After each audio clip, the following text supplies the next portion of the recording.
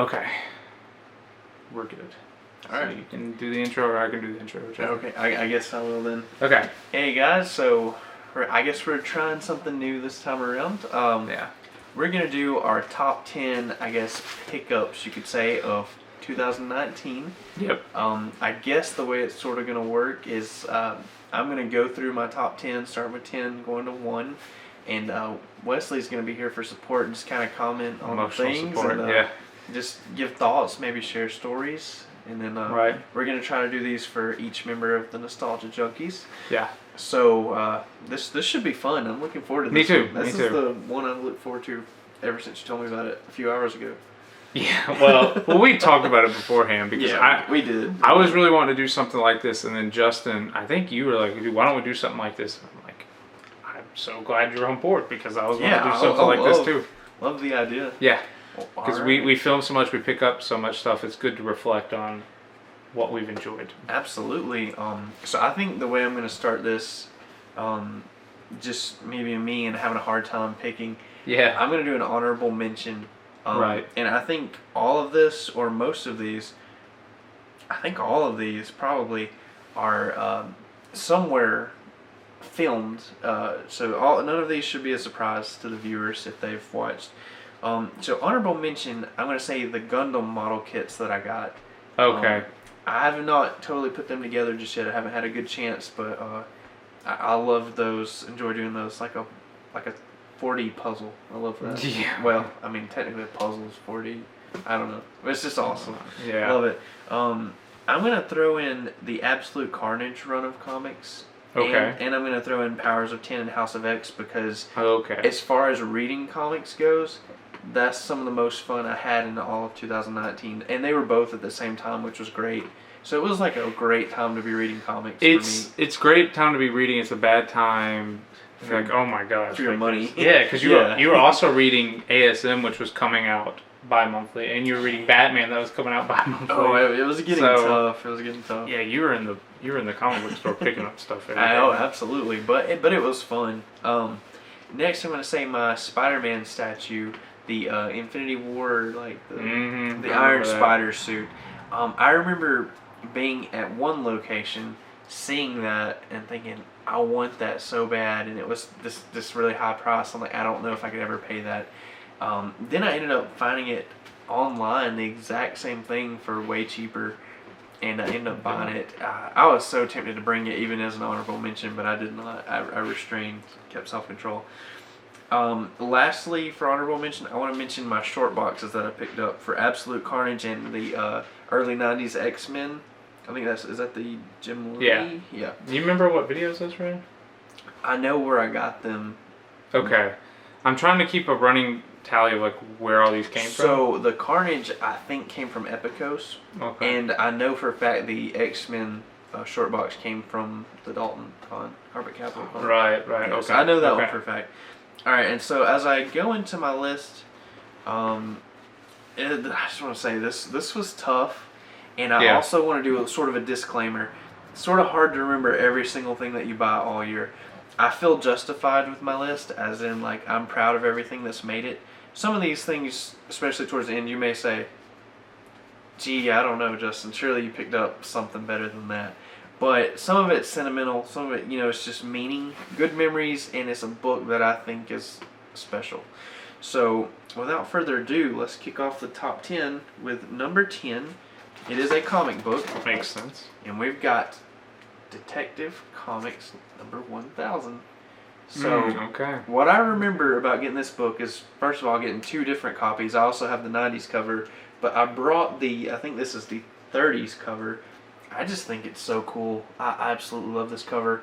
And when I bought The Dark Knight, when it came out on DVD years ago, it came with a little, almost like a pamphlet-sized reprint of 2 Batman comics.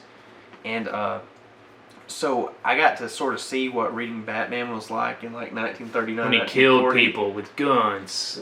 Straight up, it was really good. Like I would take that over like Batman from the 50s and 60s. Like oh yeah, he hates Adam West. I learned that. I respect. I know. I figured that out. I respect Adam West. TV's I'm talking about Adam West, dude. Comic book Batman in that time frame. No, I like the original. I think that's hard to beat. What I'll say about that is 2019 was a long year. I forgot that came out that year, man. Or yeah. I said that weird, but basically that was a really fun night. That was. Epicos had a midnight release, and I can't remember if you were working late or maybe Jessica was working late or something, but we basically drove up to Epicos and staked it out, and then Jessica and I got maybe the 40s and 50s or the 50s and 60s. Did y'all pick up one of my copies maybe for me that I had to pay you back? Yes, that's what it was. And I think I bought the other on my own. And then, well, we also went down to Marietta and went to Dr. Nose. Yeah. And then we did this massive, like, over 100 comic book pickup video. Yeah. Oh, dude, just off the memories alone, that's a great way to start the list. At your house, that was fun. It was fun filming that.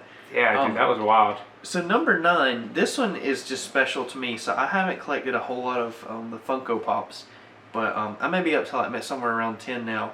Dragon Ball Z is my favorite franchise of all time, and I got Super Saiyan Goku. And part of the reason that this is special is because I think it was a Christmas gift. So I thought that was pretty cool. Or you better remember if it was a Christmas gift. Pretty sure it was a Christmas gift. So forgive me if I misspeak. So I know that one's more of my own thing, but if you've watched me enough on here, you know I love DBZ. It's a cool pop, though. It's a cool pop. And if you listed any pop, like, without something extravagant, like just plain characters that you've known your whole life, I don't know if there's one I would want more than just a Super Saiyan Goku. Mm-hmm. So that's pretty awesome. I'm happy that I got that. So if you're wondering, oh god, I have like so many of those, I'm like, it's special to me. Yeah. It is. I just got to find more room for it. Alright, so let's go with number 8. And I'm not the only one right now who owns this book. Spoilers. This is Web of Spider-Man number 1. I did have to pay $20 for it. First of all, love the cover. I'm pretty sure it's a really classic story.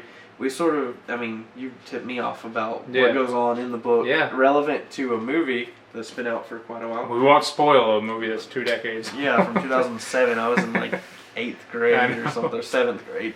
It makes it all that cooler. Oh yeah, absolutely. What are you doing, man? Calm down. I know, I'm trying not to die on camera. You need some water? I'm good. Okay. But yeah, no, I think that's a really awesome book. It's a good one. It's kind of a key that I never, as much as I love Spider-Man, never had my eyes fully set on, and then the opportunity presented itself, and I thought, you know what, that's a darn good looking book, and so I went for it. It's a book that I thought was going to be an expensive book that wasn't worth it, and then of course we both found it at affordable prices. Yeah. And I was like, okay. One more affordable. Yeah, one was way more affordable, but yours may be nicer.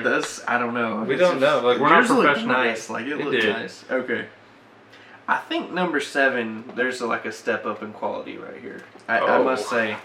Take no shade on Web of Spider-Man. Yeah, no shade, but I think this is where it gets to be like some really good books that I picked up this year.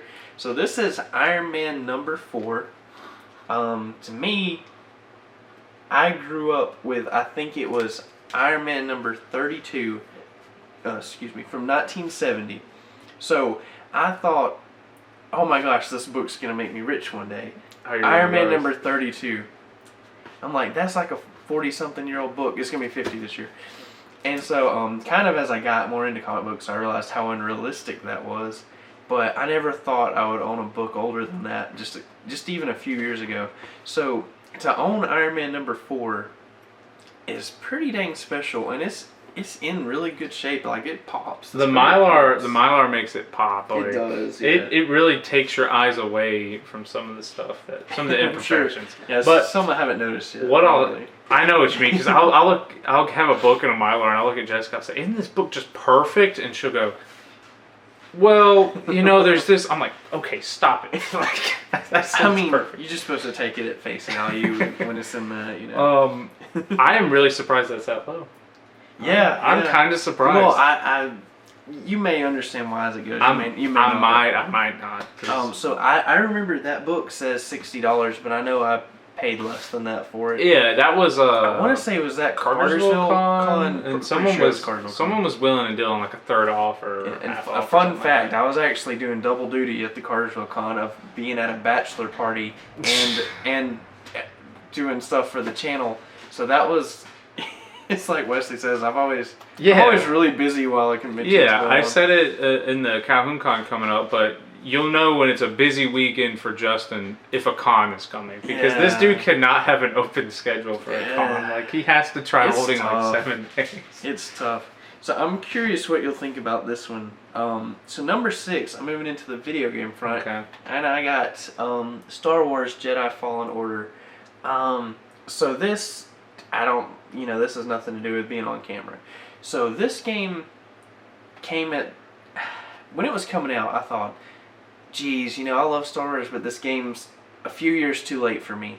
Like, I'm kind of like, I want to see more of the new Star Wars, or I want to see time periods that haven't been explored. I'm kind of tired of the stuff that takes place between episodes 3 and 4. Like, we have tons of stuff in that time gap. Yeah. And, you know what, I heard that this game was a little misrepresented as far as, like, putting the word out, advertising, whatever. And I realized it was a different type of game. I gave it a chance, and I just had a blast. Like, I think it's a ton of fun.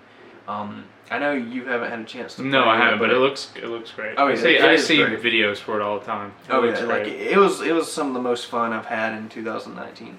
So, and it was a great story. I don't want to spoil anything, but it was a lot of fun. So, it definitely had to make the list somewhere. I do know it was more expensive than the Iron Man. I was like, barely. I spent a lot more time with it, so I had to put it up there. When you can justify the price. So this next one is definitely going to be weird, but I think it's trademark Justin. It is. Okay. It is. Number 5. This one is special to me. This is Mobile Suit Gundam Season 1, Part 1. So that's Part 1 of 2. So it's half of the first season of Mobile Suit Gundam. Okay. And it's a Blu-ray. So I've always wanted to own this series since I was a kid, but I didn't understand how the series worked until like middle school, high school. And so as soon as I realized what the original Gundam story was, I've always wanted to watch it from the beginning. Right. This wasn't exactly cheap. This was probably like $40 to $50. Where did you have to get that at? Amazon. Okay. Amazon. And so it's everyone's favorite bookstore. Right. It's like $40 or $50 for half of the first season. So that's why I hate buying anime for that reason. Yeah, like, and that one is not. It's never seemed easy to get a hold of. Like, the whole series is that way. So I started watching it. Man, I had a blast watching it. Like, I know it's sort of corny because it's like from 1979, but like the animation. Is that old? Yeah. I didn't even realize it was that old. I absolutely love the animation, love the music, love the story. Like, it's awesome. I think it's great. Dang. So I know that's probably like a uniquely Justin thing there as far as our channel goes, but that's just a weakness of mine. I love. I mean, you've been bringing the Gundam. I just saw a G on the side and I was like, oh, Gundam. Yeah. Hey, that's iconic, man. Yeah. So this next one was a very important gift to me. So someone very close to me, both literally and figuratively, got this for me. My good friends Wesley and Jessica, and if you watch the channel, you'll know you've seen this book right here. I'll start this by saying, I want to say it was What If Comics again, like going back to that. Okay. I think I talked about it in another video. R.I.P. by the way. Yeah. So What If Comics, I'm pretty sure they had this book like on display when you go to look in the like all the. I don't know if they were boxes necessarily, but where you look through the main amount of comics, right? Like this book would be like sitting up, like behind something. Yeah. And I thought, oh my gosh, what an amazing book! I don't even remember what it cost, but I thought, I'll never own this book. Yeah. When the channel started, I thought I'm never gonna own that book, but it's awesome. And so the funny story about this, if you haven't seen it, is so I saw this at Fantasy Factory, and I thought, good Lord, I don't remember how much it was, but it was affordable. It was affordable. It wasn't like cheap, but it was affordable. And I wanted to get it, but like I was iffy on money at the time. I was like, I don't know, I don't think I can do it right now. And of course, troublemakers over here are like, dude, you gotta get it or else it's gonna be gone next time you come. Yeah. And I was like, I've got to take the risk. I'll leave without buying it. Next time I go to Fantasy Factory, right. It's gone. It's gone. I told him it was gonna be gone. And I thought, man, I'm never gonna doubt my friends again. You know, they know what they're talking about. And come to find out, when we were on camera, they surprised me with it, and I realized, I don't even know how to describe it. Like they basically made themselves right. It's a self-fulfilling prophecy. Yeah, self-fulfilling prophecy. That's a great way to describe it. But that was one of the best comics that I own, point blank. Period. So I'm still very thankful for that one. And yeah, I love this story, dude. Absolutely had to make the list. I watched that video again today because I think it's just one of the funnier moments. That was all the times you surprised me. It's always 50-50. I never know if it's going to be a book I've dreamed of or like Howard the Duck. it's like Russian roulette. I just love it because you said in the middle of the video, you're like, I got Wolverine 3. And you looked at me and you go, you know how you told me? If I don't buy Wolverine 1, someone's going to buy it? I was like, yeah. You go, you were right. Somebody bought that book. I mean, it's true. Yeah. I've never paid that much money to make myself right about something, but like, it's so worth it, man. Okay, here's the thing. That book was $20. Okay, it's 20. And it's really funny hearing you say, like, man, $20. It was affordable. When we started at What Ifs, when we did the 1.5, you were like, I'm buying Apocalypse for $20. I'm doing it. I'm putting on my big boy pants. I'm telling you, for $20. If I'm not just mixed up, that book was at What If, and it was not $20. It was 20. Was it really? Yeah, it was the 20. same book. That Wolverine. You're serious? Are you dead serious? Oh, at What Ifs? Yeah. I don't know, but I'm talking about when you bought First Apocalypse. Yeah. It was $20, and you were like, dude, what am I doing? That I was just a spent big 20 deal. That was a big deal for me because before the channel started, the most I'd ever spent on a comic book was $10. You were tame. And I was still kind of like iffy. Yeah. And I bought it from milehighcomics.com when I was in like middle school. You should be iffy. That book was probably only worth 99 cents, but I actually found it at Gamers Haven later for like for $1, if not cheaper. Well, so you know. I almost rebought it. I still see it occasionally, and it's more than $1. So. What book was it? Do you remember? Yeah, so it had a weird name like Omega X-Men or something. I could be wrong about the name, but I know what it was. It functioned as the finale to the Age of Apocalypse in the 90s. Oh, okay. Okay. And so it was where all the mini storylines met. Okay. And so it was an important book. Okay. All right. How much time we got? We still got some little bit of time. Yeah, you got 2.5 minutes. Holy crap. Dude, okay. we can just start another clip after that. It's okay. Okay, no worries. Yeah, no worries. All right, just let me know when we need to do that. So this is the one I don't know about. I knew 1 and 3. You figured this one out. Oh, I did figure this one out. I figured it out. Yeah. Okay. Yeah. All right, so this was from Farley Con last spring. So I showed it off there. It upset Wesley. I'll tell you why in a minute. I'll tell you. I didn't even realize why. And that's why. So this is Fantastic Four number 19. This is first Ramatut.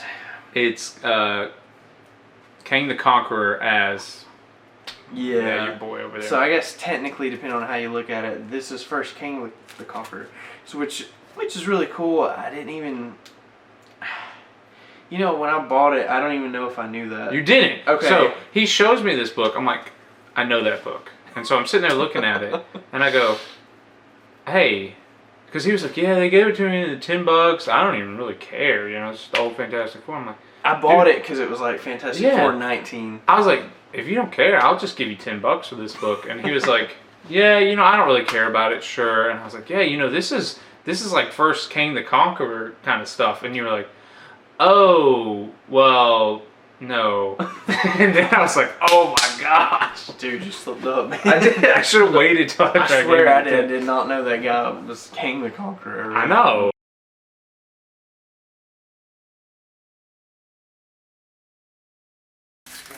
Do I need to stall? No. Okay. I misread something on my phone and got it. Now, I know these guys don't know about this one, or I'm pretty sure they don't, but I actually have the Fantastic Four number 19. What? Yeah. What? And I got this. Now, I will preface this by saying half of one page is missing. That is basically the one downfall. Wow. Because someone put the coupon. Dude, is this first? This is first. I don't know. Don't do that. No. Okay, you and I may have to talk after this. How attached to that book are you? I'm not too attached, but yeah, I got this. Guess how much I paid for this? $10. $10 from that same guy. I'll say it showed 20. I was wondering. Yeah, so I don't know if you can see that too well, but that was a pretty cool. Like, I actually spent my last dollar that I had to spend Is that on first? that book. Is that first King? I don't know. As Ram Tut? You talking about Lee King? Yes, the King. I'll have to check that out. No, dude, no. Oh, before I show this one. Before I show this one Dude, off. right when I saw it, darn everything. Well, I'm like, because he made his first appearance in like Avengers 8. That's first King the Conqueror. Right, but then right. this is like prehistoric, so I guess it's like first timeline. Well, I thought King. it was interesting because for me it's a big deal to own Amazing Spider-Man 20. But Yeah. I know that Fantastic Four is older than Amazing It is. Spider-Man. It is by about 3 years. So to own Fantastic Four 19, I thought was crazy, and it was a last-minute purchase at FarleyCon. Like, Yeah. I had a little bit more money that I had left to spend. You're like, And I'll I'm just buy a random key. I think I have enough for like one more book. Yeah. Bought it. Super glad that I did. Yeah. We may need to like reset the. Yeah, it's we'll like go ahead and 30 reset it. seconds. Yeah, Okay. we'll reset it. All right. Okay. All right. So Alright, let's finish this. we just finished talking about the Fantastic Four books, so we're down to my top 2. Number 2, unfortunately, I don't have the physical form here to show you guys, but it's on video. We're taking it back to FarleyCon. Oh and gosh, I think I We're might know. talking about a tub Yeah. full The raffle. of VHS. Oh, the VHSs. Yes. Because you're Oh thinking my of 2018. God. I am. So, if you don't remember, I Oh my was gosh. looking at some Dragon Ball Z VHSs at FarleyCon this last spring. Yes. And so I got to looking. They were really cheap, and I got all excited. I was gonna grab like 2 or 3. And so the guy who was selling them, he was like, "Look, man, do you want the whole tub for like $20?" And I was like, I looked at him. I knew I had to ask him 2 or 3 times. Are you serious? So That was awesome. now, if you've ever tried to sell VHSs, like, you know, there are a lot of places we've seen do, to them, they probably wouldn't bat an eye at it, but I love Dragon Ball Z, and I like pretty much own the whole series on VHS. Maybe there's Yeah. like 1 or 2 or 3 missing somewhere, Right. but like it is not much. It's almost the whole series, plus a bunch of Dragon Ball, plus a bunch of Dragon Ball Z movies. And some other just random. Plus random anime, Yeah. but by far most of it was. I even took a count recently, so it was well over 100 VHSs. Wow. And I wasn't gonna drag that back out. I do still have it. I'm still working on getting the VCR right, but See, look, we need to strap you with a GoPro or something. yeah. Because I mean, you accidentally buy that Fantastic Four, then you accidentally buy all these VHS. I'm like, Justin, Just give me a GoPro, but then also have something where it like feeds into like what my brain is thinking. yeah. Like, oh, yeah. cool, an old Fantastic Four. Right. So, Okay, but then my brain just about scrambled at like $20 for a whole tub of this. yeah, really. Like, So I mean, and I was getting peer pressured into it too, and I didn't need any convincing in it. yeah, I was gonna say, who needs convincing to throw $20 at much. that? And so, without further ado, let's go ahead and talk about number 1. I'll tell you, this is the most money I've ever paid for a comic book. And I know I don't have Wesley beat on that, but this is coming from the kid. Okay. This is coming from the kid who thought $10 was a lot for a comic. It That's still true. kind of is. It is. It really is. But I've exceeded that a few times now. But we have none other than Secret Wars number 8, first appearance of Black Suit Spider-Man. I would say Debatably. well, no, there's no debating Black Suit, right? Have you heard Okay. like the Marvel team up? You know and the Web of Okay. Spider or Peter Parker. I hear you, but this one looks the coolest. You're like, this one's the most expensive. So And this also one's- follow the money. follow the Follow money. me. The money does not. The lie. market tells you. And so there. I don't know if there's much story about the Secret Wars. I would just say, as far as I have a story for it, I was- but I'll let you go first. okay, I was gonna say as far as comics that I could realistically own, without it being like first appearance Spider-Man. Without making some financial sacrifices Like, or having to talking about, remortgage like- your house. right. Yeah. That is in my top 2 books I wanted to own. Like, You own the especially first this one? channel. No, I do not. Okay. That would be Is that- Spider-Man 3. Okay, I was gonna. Yeah. I didn't know if that was reasonable or unreasonable. I for you. consider that the absolute ceiling. Like, Yeah. if I could find it for $200 or $300, like, it doesn't mean I'm going to do it, but it means that I could afford it. Right. If it was $1,000, I would never own it. So that's kind of the separation there. But to own that comic is a huge deal to me. I've wanted it since I was a little kid playing the PlayStation 1 Spider-Man game where you could unlock the comics, see the covers.